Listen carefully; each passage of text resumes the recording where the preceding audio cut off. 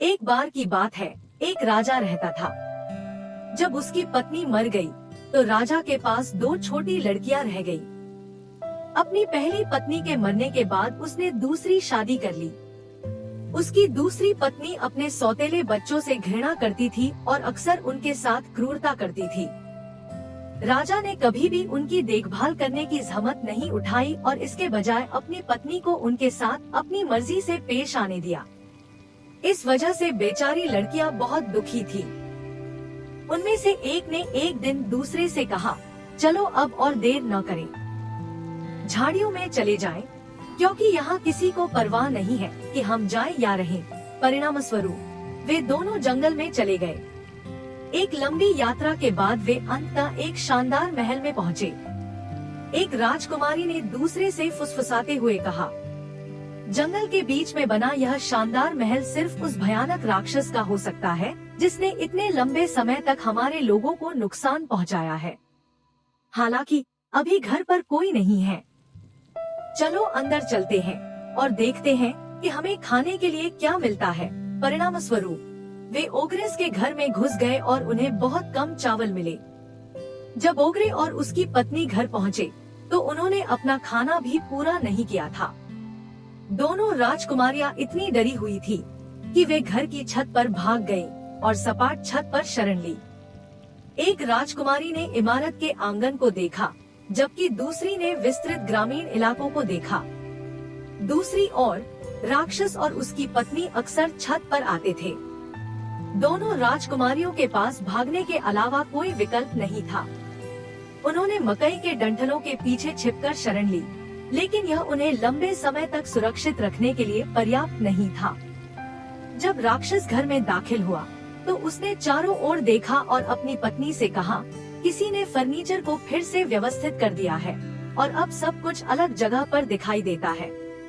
क्या यह तुमने कुछ किया है, पत्नी? उन्होंने कहा, मुझे नहीं पता कि यह सब किसने किया होगा। कोई चावल भी बना रहा है, राक्षस ने कहा। क्या तुमने चावल बनाया, बीवी? नहीं, उसने जवाब दिया। यह मेरी गलती नहीं थी। मुझे नहीं पता कि यह किसने किया। कोई आया है।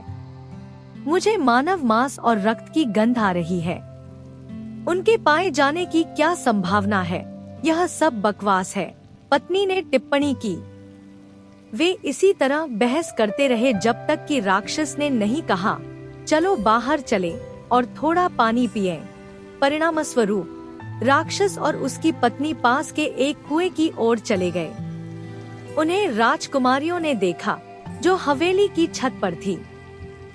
दो राजकुमारियों में सबसे छोटी एक प्रतिभाशाली युवती थी। मैं अब कुछ ऐसा करूंगी जो हमारे और सभी के लिए बहुत अच्छा होगा, उसने अपनी बहन से कहा जब उसने राक्षस और उसकी पत्नी को कुएं के पास देखा।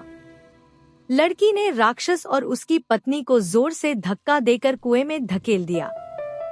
फिर उसने अपनी बहन को बताया कि वह राक्षसों की देखभाल करती है। कैसे? उसकी बहन ने आश्चर्य से पूछा। वे कुएं में मर गए। लंबे समय तक दोनों राजकुमारियां राक्षस के घर में शांतिपूर्वक रहीं। ध्यान रखना, यदि कोई अजनबी घर की ओर आता दिखे तो छिप जाना, ताकि किसी को पता न चले कि हम यहीं रहते हैं। छोटी राजकुमारी, जो समझदार थी, अक्सर सुबह सुबह अपनी बहन से कहा करती थी। लेकिन बहुत समय बीतने के बाद भी कोई उस तरफ नहीं आया।